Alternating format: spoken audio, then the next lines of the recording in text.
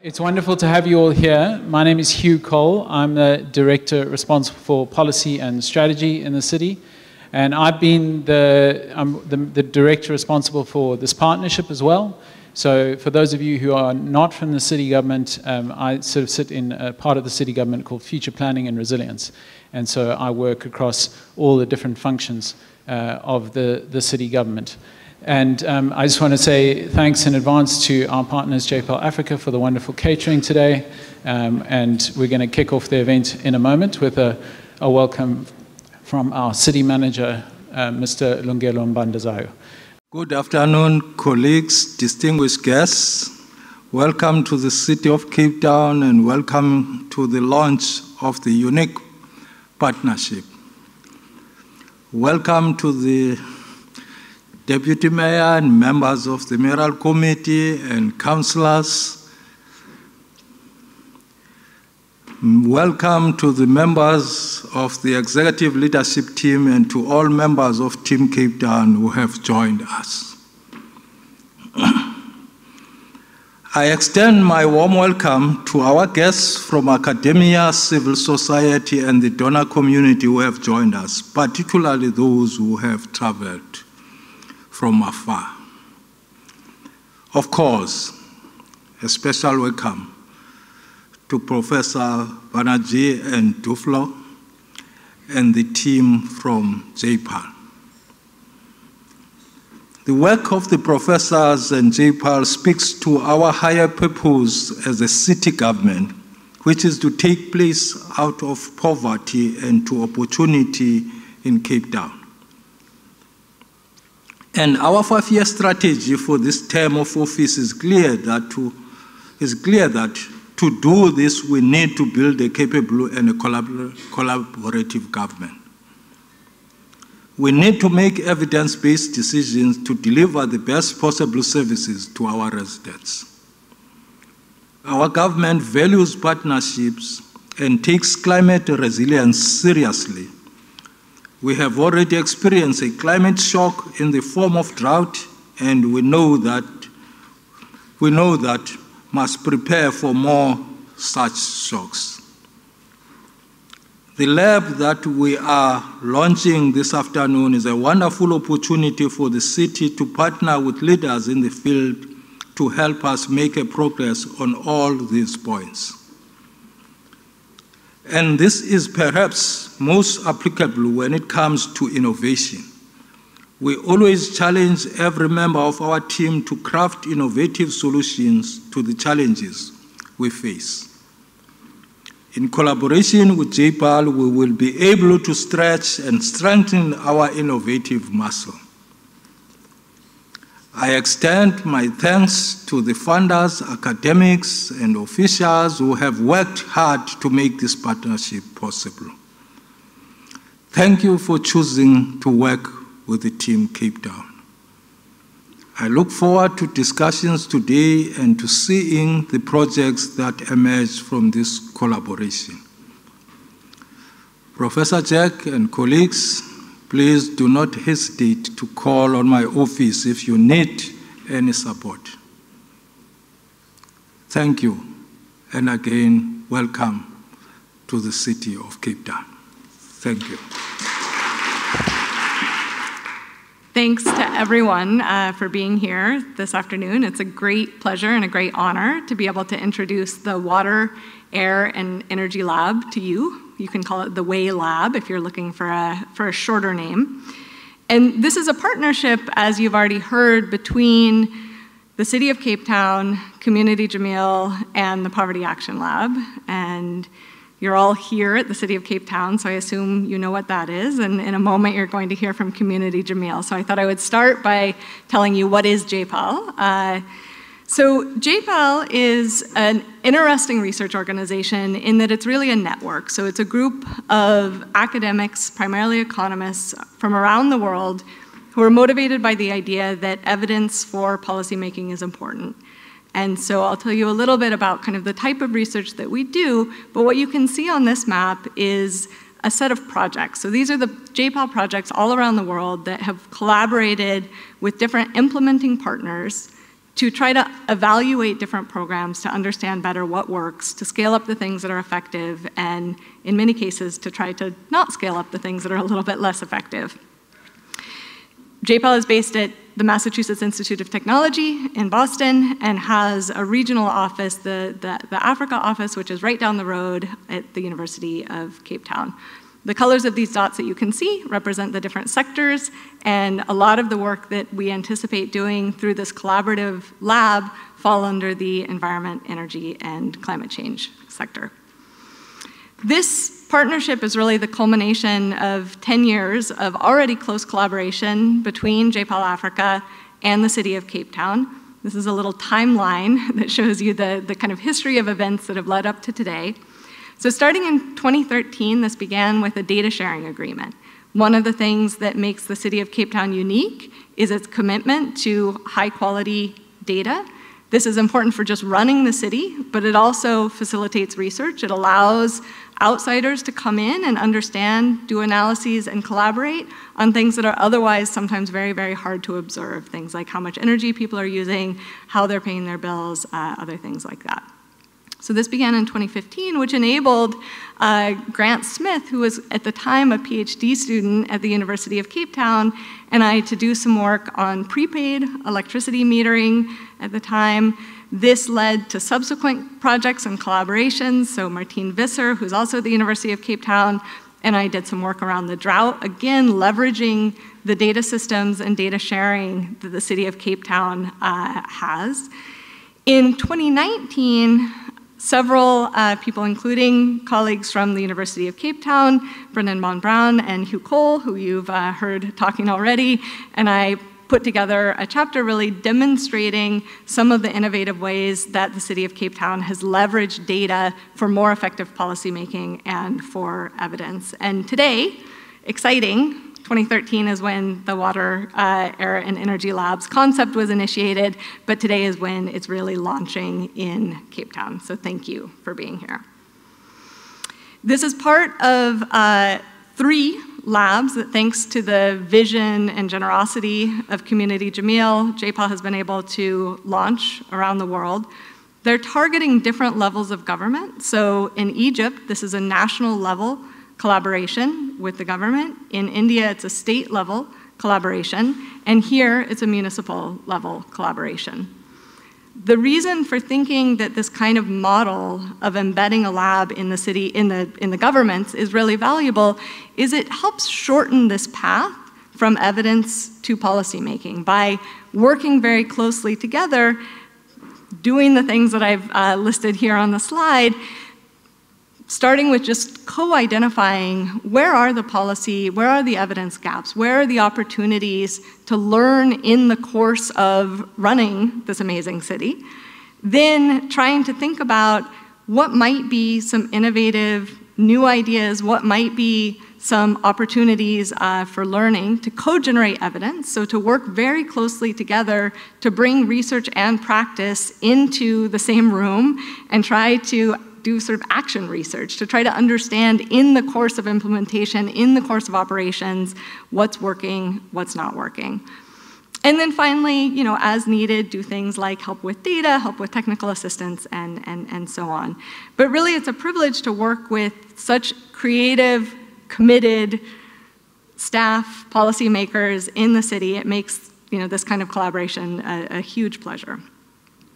Now, what makes this research a little bit unique, so already in the city there's a lot of research and analysis going on, is a methodology that kind of binds the JPAL projects together. So I want to spend just a minute talking to you about what that methodology is. It's called a randomized controlled trial, or randomized evaluations, and so all of the projects that come out of this collaborative lab will have this methodology behind them. And the idea is in some ways very basic. It underlies the whole scientific method. So it's the idea that you really need a comparison in order to understand whether something is working or not.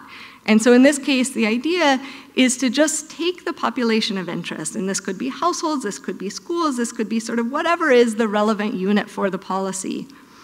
And in the course of designing the policy, in the course of developing the policy, evaluating the policy, to test it. And this involves taking some of this population and assigning it to a group that's going to be receiving something. It could be a phase out of a program, it could be a new program, it could be a tweak to a program. And another group to the status quo, so to continue to receive business as usual. What this means is that on average, these groups will be the same. And so then when we look in the data later on, any differences across this intervention group and the comparison group, it's relatively straightforward compared to a lot of the analyses that we otherwise have to do to be able to attribute differences to the program, to the intervention.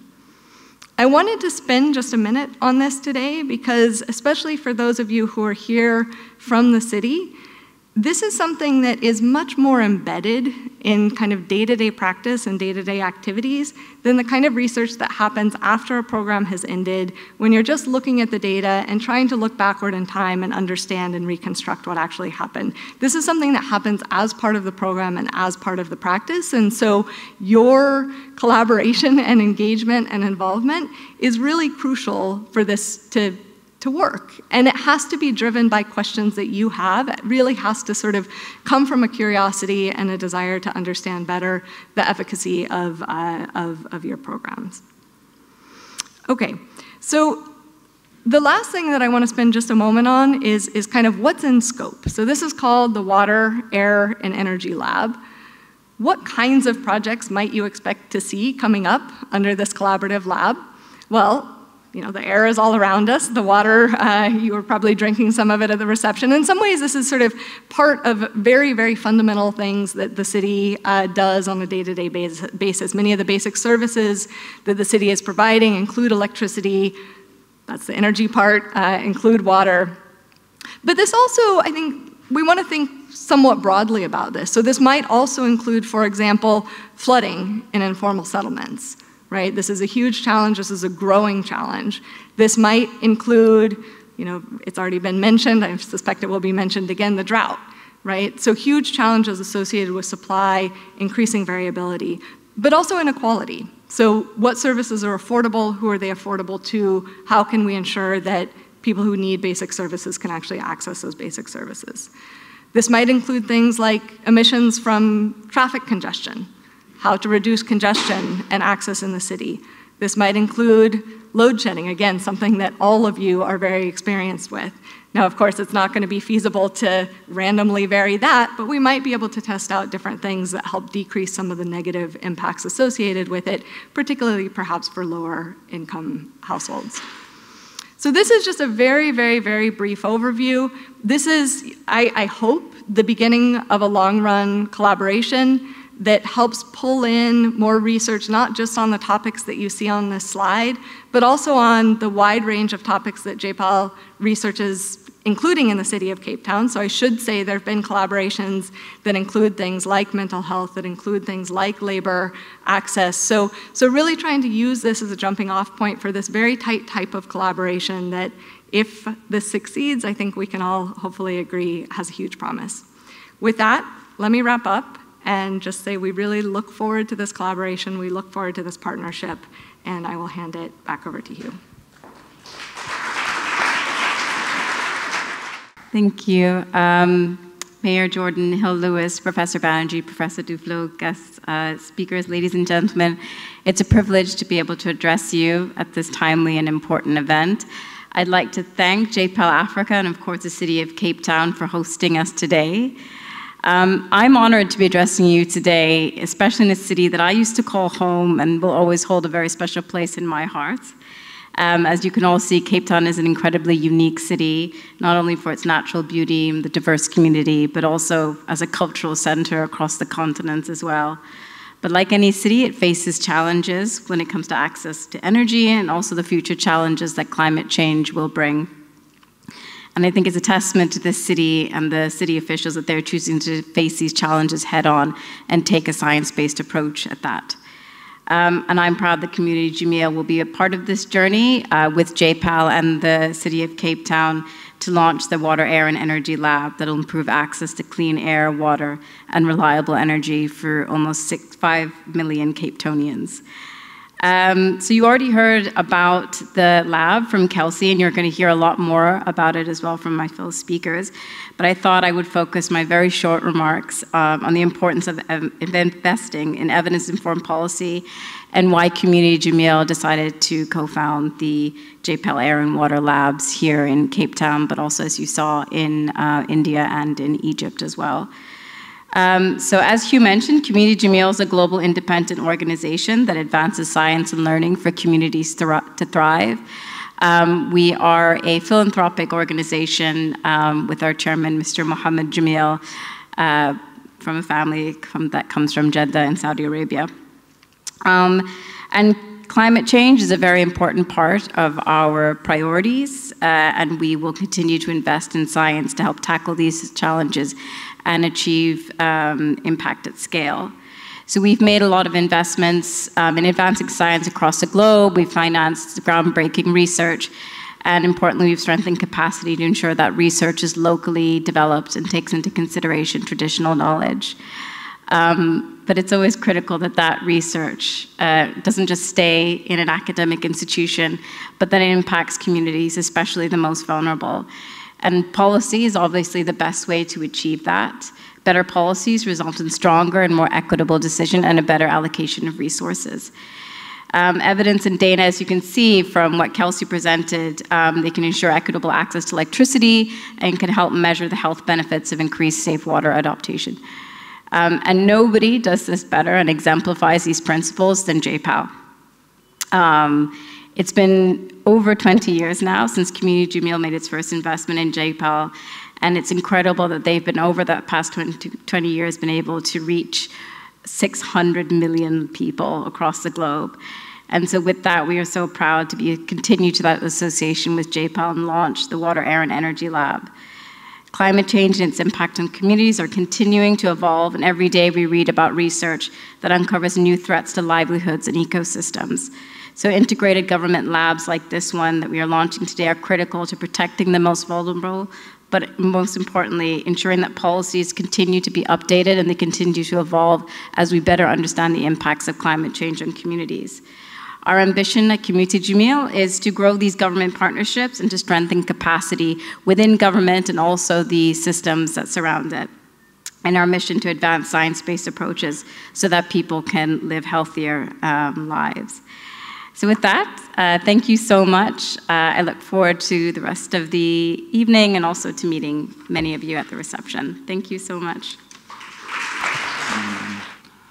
Thank you very much for having me here. Mayor Geordin and there's Uzma from Community Jameel, our friends from JPAL, our friends, our friends of friends of friends from the city government, and anybody else who happens to have been here. I'm delighted. This is really a delightful moment. It's a kind of moment, they should happen more often. When it happens, it's really extraordinarily, it's a privilege to be able to speak about them because they represent, in a sense, the fruition of lots of aspirations that we have in JPAL. There are moments when those aspirations actually kind of converge on a point like this, and I'm so delighted to be able to be part of this celebration for that. I got to randomized control trials and this work kind of in a half asleep state, and that's, if you know me, that's not unusual. I'm mostly half asleep, and the point is that in some sense I was more not, I wasn't particularly directly aware of the potential implications that this kind of work might have had when we started this. We started this mostly, well, okay, not me. Because at this point of time in the mid-90s, I realized that I really didn't know anything. I was teaching development economics at MIT to brilliant students, some of whom are here, and students at Harvard and MIT, they're brilliant. I was telling them all kinds of things, and I didn't know almost anything. And I didn't know meaning, yes, I knew that, you know, for example, schools that have better grades had, you know, better infrastructure, or the children had, you know, textbooks, but I didn't know whether that's the reason they were doing better or not. And so in some sense, and that's the key question. The question, we know the correlations, the question is what is causative? And to be honest, I realized, and I wasn't, not being modest, I think I really realized that I didn't know anything. When I talked to policymakers, I would say something, but I realized that they could say, well, why do you believe that and not the opposite? And that conversation, I think, in some sense got us into trying to do randomized controlled trials, to have some answers that, at least to a first approximation, are not subject to that, you know, that complicated conversation about, you know, it's my guess or your guess. And that eventually persuaded us to start the Poverty Action Lab. We started Poverty Action Lab with, I think, eight affiliates, and I think who had a sum total of maybe 10 randomized control trials that had been either done or were on the way. Now we have 1,600 randomized control trials, and actually many more than that, because we don't actually know till they kind of come to some fruition. And we have 900 affiliates of one form or the other. That's we're just in a very different place, and I think a lot of that has happened through collaborations with institutions. JPAL is a center at MIT. We have basically friendly centers like the one that's called JPAL Africa, which is based in Cape Town. It's really a center at the University of Cape Town, and it was built would not have been possible to do without the help of people at the University of Cape Town. We are very grateful for that. To Murray Liebrandt as the leader of SALDRU, to Laura Poswell, who was our director for 10 years and executive director for 10 years, and who worked with SALDRU to make it happen. So there was similar stories you could tell about all the other centers as well. We really live off the intellectual environment provided by the University of Cape Town. We are very grateful to the administration at the University of Cape Town. Daya Reddy came to my talk yesterday. I know that maybe Jeff Morgan, who's the additional Vice Chancellor for Research, will be here, maybe here today. We really, all of their support is critical for where we have. Now, one of the things that support has allowed us to do is to build a portfolio of research. And in some ways, that portfolio of research is where I think naively we thought we would be. Because we thought that, well, once we do the research, it's just going to be there. The truth will be out there, and people will just adopt the truth. And I think and sometimes it does happen. Sometimes when there's a clear question where there's already a debate. For example, I think the one example which Pascaline Jupa is actually in Cape Town. Her work with Jessica Cohen on the fact that when people are given free insecticide-treated bed nets, they use it, and malaria goes down. That was a great example of the kind of a randomized control trial that really changes policy, largely because there was a debate about that. But in many cases, it's really what we have is there's a distance between that and the policy question that people are asking. And that's where a lab like this one steps in. It steps in because you can do the best research possible, but if there isn't really a sharp question that it directly answers, then people say, okay, well, but what do you have to tell me about what I want to know? And what we've since learned is that this series of labs that we have set up with governments, in Peru with the government on education, in the state of Tamil Nadu in India with the government on a variety of topics, largely to do with health, in many other places in the world, working with governments. What it does, it gives us an opportunity to embed ourselves into those conversations, so that when we hear, we don't come to people and say, we have this evidence, use it. We come to say, with the understanding that, people have other priorities, and it's when we listen to them that we learn what the questions are that we need to answer. It gives an opportunity, a seat at the table. I think the advantage of this approach of building labs is precisely that we get to have a seat at a table where people who are doing actually who have busy lives, who are doing important things, who are some part of the way towards, asking a question, we can talk to them, we can try to see if what we know or what we could know by doing an experiment could somehow contribute to what they're interested in. And we've been doing this, as I said, formally as a lab in Indonesia, for example. We haven't functioned as formally as a lab, but we've been collaborating with the government for 15 years now.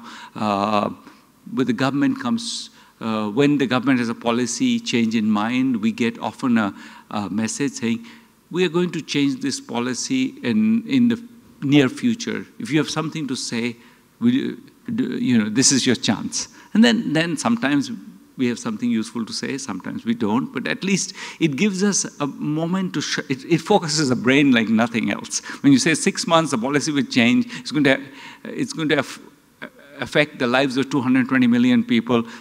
What do you want to do about it? It's really an excellent way to get interested in the right question. And that's, I think, the value of an enterprise like this. And that's why I think of these labs as being kind of the pinnacle of our success. When we are able to have these labs, we are put ourselves in a position to get into those conversations, which eventually give value to the work we do. And it's really extremely, it's really an extreme a privilege to be able to be part of this launch. I will honestly say I did nothing to make it happen. And so it's especially delightful when somebody else does the work and I can get to take some credit for it. Thank you, Kelsey. Thank you, Community Jameel. Thank you, City of Cape Town, for making it happen. It's a really wonderful moment. I do also want to say that it is about policy. This is about policy, but it's also about research. In a sense, each of these labs, eventually what it does is it helps change the whole world. When people ask us, well, why should you take it seriously? Part of what we do is we drop names. We say we work with the government of Cape Town. And that name dropping works because people don't, yeah, you're a professor, but what do professors know? But if you say we work with the government, City of Cape Town, and we worked on this particular policy change in Indonesia, then people take us seriously. And so it is about valorizing the research, but it's also, I think, about launching new research. I think eventually this is an opportunity for us to also think new thoughts. Every research opportunity, however policy directed, eventually turns out to be a slightly different thought. It's not just a practical question. It is also a question that's deep often and ways which we don't anticipate, but eventually allow us to frame things that we wouldn't have otherwise. It helps us answer questions that are not just valuable in Cape Town, but will be valuable everywhere in the world. People will use the research that we do from here and take it elsewhere. And I think that And in the process, the other thing that I think that 1,600 affiliates didn't come about by, the 900 affiliates didn't come about by some, act of academic will. It came out of the fact that in the process of doing the work, you attract people. People are interested in the work. That's because the work is useful, because it's changing lives. You attract the most, both the people who are both the most, committed and the most serious. And those people eventually do other research, and that's how our network grows. So these are really, and in particular, I hope that this process at this moment will actually lead to give a fillip to something we're trying to do, which is to create a network of African researchers who will work on African problems. And I think that the African Scholars Program in JPAL will get a huge boost from the fact that now there are opportunities to work on research on important topics in Africa. And I think that also is one of the great privileges that we get from this partnership. So I hope I have given you a sense of why we are excited about it. I hope you are excited about it, and thank you very much. Yeah. What we wanted to do is take advantage of this kind of nice confluence of people who have great insight and experience and have a bit of a conversation. So this will be a bit informal, a bit unscripted, and I'm going to start with some questions, and then I think we'll open it up and give you all the chance to ask some questions. And so with that, if I may. Okay, wonderful. I'm going to start with you, Mayor Hill-Lewis. Geordin, if I may? Of course. Great. So in your 2 years as mayor, how has your vision for what are the most pressing climate or environment-related issues in the city changed, if at all? And are there new challenges that you didn't foresee when you started, or has it been sort of same priorities throughout? Well, thank you so much, and good evening, ladies and gentlemen, and what an absolute pleasure and privilege it is to host such distinguished guests here at the City of Cape Town. You are very, very warmly welcome, and have a lovely time in the mother city.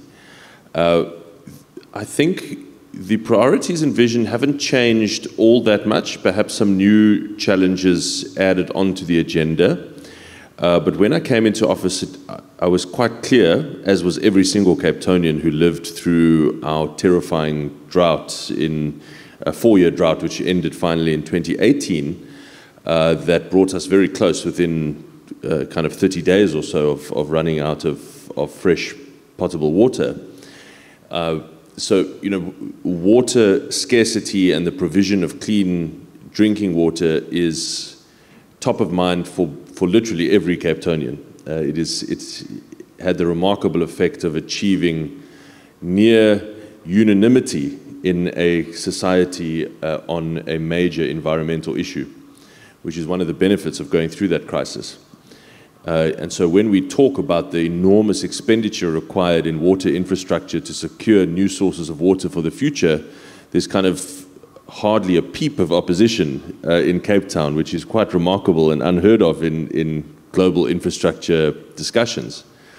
Added to that, I was very passionate about cleaning up some very badly polluted water bodies inside the city, because so much of Cape Town's global appeal relates to its natural beauty, and it was very important for me that those kind of wild and beautiful spaces be preserved for future generations of Cape Townians. And I always thought it was a tragedy that they had ever been allowed to get to that condition, because when I grew up in the city, we used to use those, what we call a flay. It's like a lake. What's the English word for a flay? A water body, a big inland water body. We used to use those recreationally. We would swim in them and picnic around them and so on. And so it was very important to me that they be cleaned up for both to revive their ecosystems, but also for public use in the future. And then, of course, South Africa has an energy crisis. We have an energy supply crisis that has crippled the country's economy for 10 years or more like 15, and has been escalating. It's been getting worse the last few years, not better. And that's not strictly climate related, but it just happens to be the case that 95% of South Africa's energy is dirty coal energy. And so we found that the faster we could engage and embrace the low carbon energy transition in Cape Town, we could both end that energy supply crisis and achieve much cleaner energy. I think the only thing that I would add to that since is well, maybe two brief things. First, I don't think that we've paid quite enough attention, and I mean at a senior leadership level. I'm taking responsibility for this, to air quality issues, and I think we are far behind the curve in the transition to electric vehicles. And then something that I have been very passionate about, but would love to read the research and what the data says on actually how to achieve success in it, and that is the issue of waterborne plastic and the choking of our rivers and oceans with rubbish and litter. We have tried and invested a huge amount of time and resources, and it doesn't really feel like we are yet moving the needle. So we may need to lean on some of the research the professors told us about on how to do that, and hopefully this lab can be helpful in that regard. Wonderful. Let's talk a little bit about that, about the role of evidence. Professor Duflo, Esther, if I may. So can you share an example of when a research project that you worked on influenced policy? What happened and what were the key ingredients that helped make that change, and did it persist? First of all, thank you so much. Thank you for having us here. It's a privilege to meet you and to be here and launching this lab. So maybe a fitting example is one that's kind of a precursor to the Gujarat border of the Air and Water Lab. It was happened before the lab in India, which is in Gujarat, got started, but it was maybe the first of the collaboration that eventually led to a natural place for the Air and Water Lab in Gujarat. And we were approached, we being Rohini Pandey, Michael Greenstone, Nick Ryan, myself, we were approached by the lawyer for the Gujarat Pollution Control Board, the Gujarat Pollution Control Board being in charge, as its name indicates, of regulating pollution, in particular pollution from. They have a lawyer, and we were approached by this lawyer because they had a funny lawsuit, which is the farms that they were regulating were suing the Gujarat Pollution Control Board, saying, well, there is this scheme which requires us to ask for an audit, a third-party audit by a private firm every year. This is something that was in place in Gujarat for a while.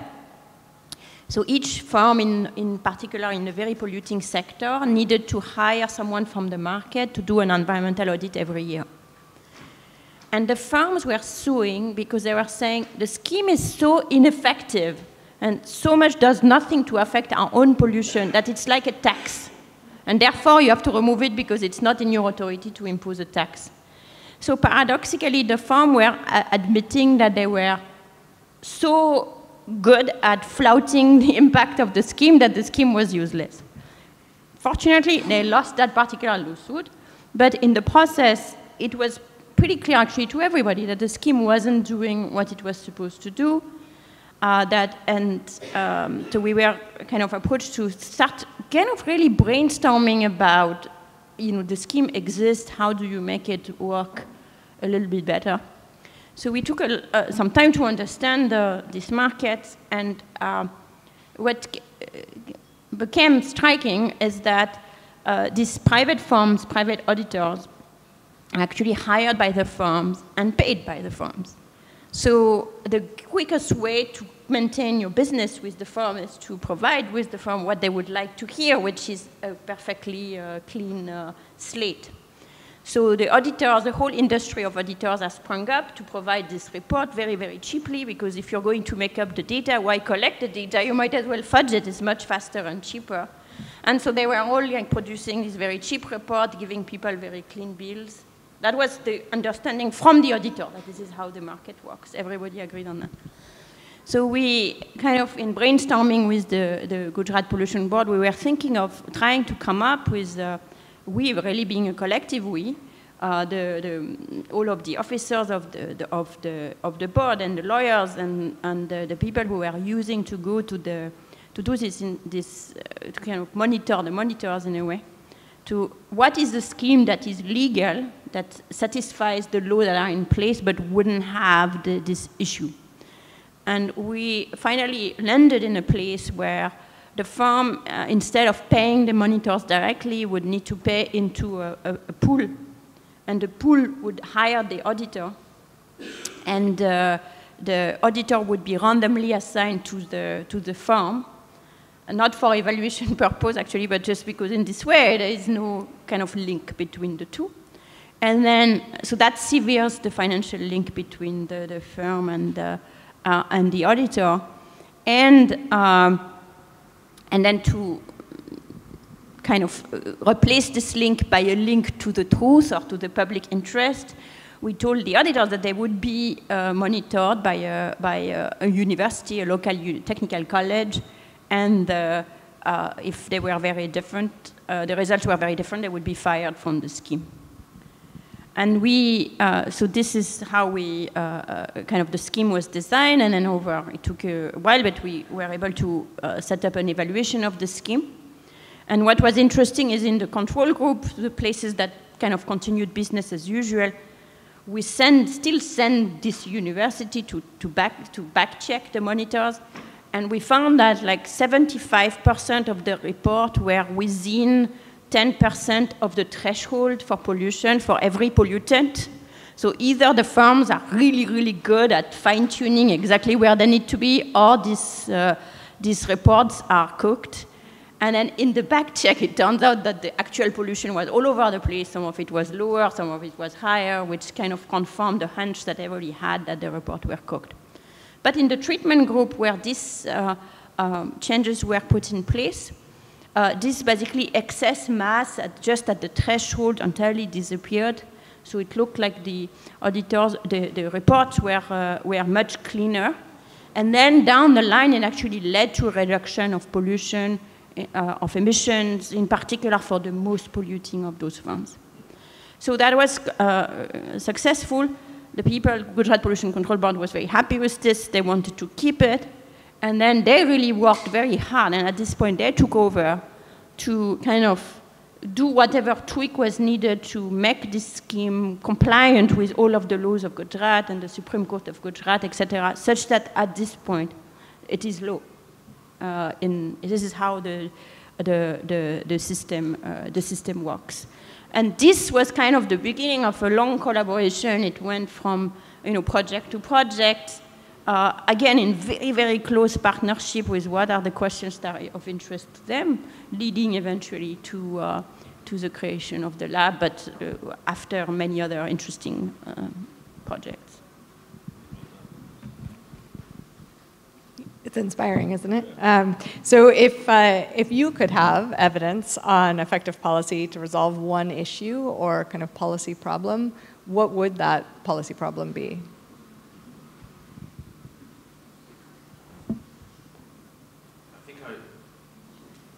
I think I probably would go back to the enormous volume and problem with waste that we have in Cape Town, and our ability to prevent that waste from ending up in water bodies. Because that's so fundamentally impacts on people's sense of cleanliness, well-being, and dignity, and on the city's sense of well-being. And it is just such an unbelievably tough nut to crack that I think I would be fascinated by some further research and data on that. That's great. I'm very glad you answered in scope for the lab. I should have prompted you on that, but you knew what I was after there. Esther, let me actually come back to you. And I think we've talked about the fact that this lab really is a very deep collaboration between colleagues at the University of Cape Town, between collaborators within the city, between JPAL staff, the network, and so on. And you've partnered with a large variety of organizations on research projects ranging from very local NGOs all the way up to national governments. Can you tell us a little bit about what some of the kind of key levers have been to create meaningful partnerships and develop research projects that actually are both kind of interesting for the world, as sort of hit the sweet spot that Abhijit was describing of interesting to the world and important and impactful beyond that particular case, but also really effective in answering the kind of immediate needs of this partnership? Thank you. I think if I would name one thing, it's really time. So we are, I think, maybe by our constitution, almost the opposite of consultants that can deliver an answer to any problem. So, for example, for your trash problem, if you can probably get an answer from McKinsey pretty quickly. It might cost you a lot of money, but it will come and nicely packaged with very good slides. Yeah, and an excellent one. We've become better at making PowerPoint presentations, but other than that, I think the fundamental difference would be, and we are much, much cheaper because we don't charge for our time, but we are also a little more expensive potentially because we would be taking time.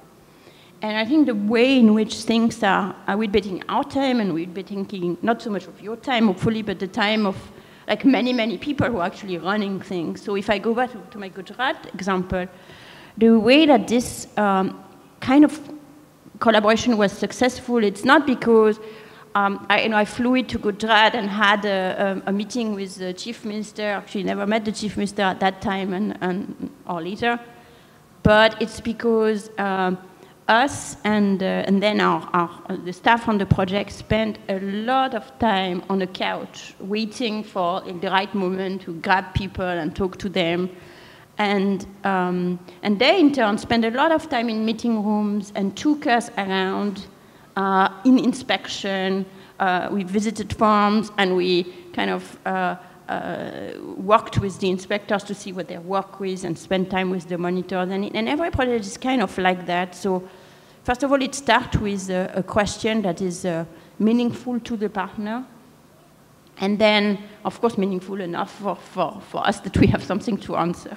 We have something to do. And then kind of a long process of maybe this first question and that question and that question, and then kind of progressively move on in this maybe more, and it can start ambitious and then it can also start less ambitious but become more and more ambitious as we move along. So I think that is the way, and a lot of our partnership, and again, that's a big we, because it's not just my experience, I think it's the experience of anyone who has been involved in JPAL is, you go, it's kind of in the long run, building over time and kind of building a lot of trust, not just with individual people, but also with the whole institutions around them. So I think that one.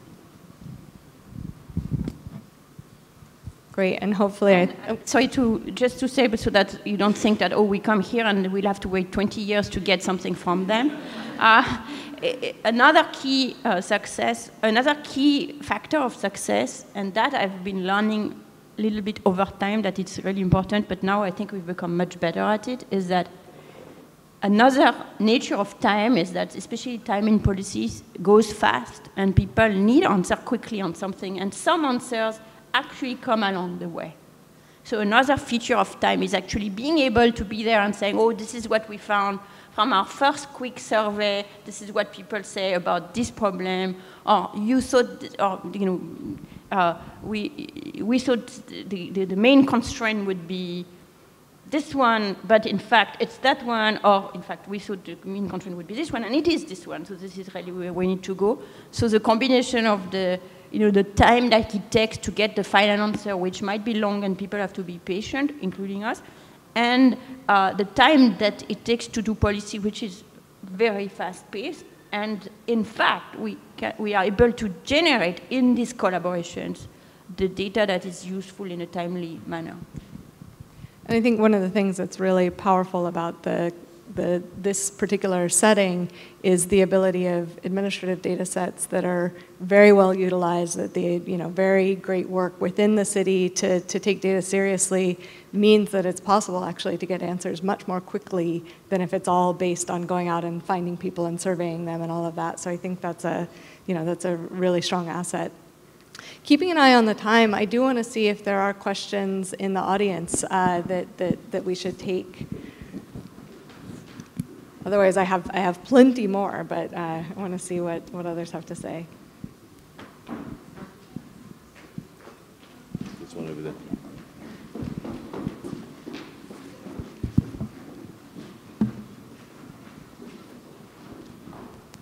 Yeah. Hello, my name is Jess Quist, and I'm from JPL Africa. I live in Johannesburg, and I feel like because the Johannesburg people didn't go through what your city went through with the water crisis, I feel like people are quite complacent about wasting water. So my question is to you, Mr. Mayor. What advice would you have for other provincial governments regarding this water crisis? Thank you. Thank you very much. Do you want me to answer that one or to take? Okay. I mean, the true resounding and outstanding success of Cape Town's ability to survive that terrible drought was its ability to mobilize public support for dramatically reducing water consumption. So there was actually no engineering solution inside the drought period. There was some pressure control mechanisms, but there was no major new supply of water at all during the drought. It was overwhelmingly mobilizing public support for understanding that this is serious. Now, of course, you're greatly helped by the fear factor, which really focused everyone's minds. Nothing focuses the mind like having, the city started putting out preparatory notices. If you have to go to a central water point to collect your water, this is where your allocated water point will be. People totally freaked out and started dramatically cutting their consumption even further, down to, I think, something like 25 liters per person per day for all needs. Drinking, sanitation, everything. So very, very low usage. The city also did incredibly well at that time to communicate ways in which you could practically control your usage at a household level. And so lots of households, including my own, implemented all of those things, all of that good advice that we were getting from the city, and then never really stopped afterwards. So even though water usage has begun to tick upwards again in Cape Town, but so the population has grown significantly since 2018. People have been, in general, much, much more respectful of water as a precious resource since then than they were before. I suspect that that's going to happen naturally. It's probably happening right now, since most of Joburg has been without water for 10 days. And people are already collecting from central tanker points and so on. So I think that's probably already happening. But when we talk to other cities, and we do this quite regularly now, we talk to other cities around the world about our learnings, we spend a little bit of time, maybe 10 or 20 minutes, talking about engineering solutions, and we spend the vast majority of the time talking about strategies for getting public buy-in for dramatic reduction in consumption and greater respect in their everyday life for water as a resource. And we have to get to that point in South Africa, and we will get there by necessity. That was really the biggest part of Cape Town's success. If I may, emphasize how this is a general lesson that we should take to the whole question of climate change. Because in the climate change conversation, there is an enormous amount of focus on technology as the solution, and maybe over-optimism on technology, and coupled with some despondency of the ability of people to change their behavior. And I think the example shows that actually, with enough social, people are able to change their behavior with enough social pressure plus the fear factor in this case, they will change their behavior. And then we're really creature of habits. So if we manage to change people's behavior in the short run, it has a tendency to stay on. And you gave this example for water, and it's been shown in other contexts for energy use, for example. And so this is really a wonderful kind of example of what can be done on behavior, and to keep in mind that a lot of the solutions to move forward are not going to be technology, they are going to be changes in the way people can do it. And I'm sure Cape Townians are not significantly sadder now that they use a little less water. Actually, I think most of us had a wonderful sense of accomplishment, achievement, at being able to get by with actually very little. That's a very nice, inspiring note to end on. So I'm afraid we're out of time. Thank you all. Thank you, Geordin, Esther. Thanks to everyone. I'm going to pass it back to the MC, and there should be time at the reception for more questions, more discussion, and so on. So thank you again. Good evening, everyone. My name is Vinayak Bhardwaj. As been mentioned, I'm the Executive Director of JPAL Africa. It's been a real privilege to co-host this evening with our esteemed partners, City of Cape Town and the Community Jameel, as we launch this Water, Air and Energy Lab. It's now common cause, as has been discussed, that the climate challenge is a global one. And as Cape Town's experience shows with its very narrowly averted day zero, the consequences are real, they're immediate, and solutions are urgently needed. So we're greatly inspired by the leadership that's been shown by the City of Cape Town in tackling these and other challenges, the ingenuity that they've shown in developing innovative solutions for the city's across many departments, often from the ground up, are helping improve the lives of the city's residents. This Water, Air and Energy Lab is part of a broader effort, as has been mentioned, launched by JPAL and Community Jameel across the world to launch water and air labs. And under this banner, after similar initiatives set up in South Asia and Middle East and North Africa region, the goal is really to try and bring evidence-based insights to the most urgent problem facing our planet.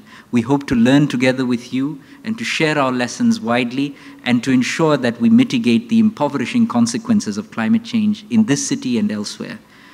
I'd like to acknowledge the staff from both teams, from the City of Cape Town and from my team at JPAL Africa, as well as colleagues across the world who worked tirelessly to make this evening such an insightful, inspiring, and meaningful experience. Thank you so much. I would also like to thank the Stellenbosch Institute for Advanced Study, who've been running a fantastic Nobel Symposium this week, and through whose auspices we were able to welcome our co-founders and co-directors, Professors Abhijit Banerjee and Professor Esther Duflo. I'd also like to thank the Mayor of Cape Town, Honorable Hill-Lewis, and our board member and sort of architect of this initiative, Professor Kelsey Jack. Your leadership has been so vital in kickstarting this partnership, which we hope will generate important new insights. Thank you all for attending. Please continue to be a part of this effort by connecting with our staff and researchers in attendance and sharing your experiences here today. I wish you all involved in this initiative much success, and I now invite you to transition to the other side of the hall to enjoy conversation over drinks and hors d'oeuvres, and I look forward to speaking with many of you later tonight. Thank you so much.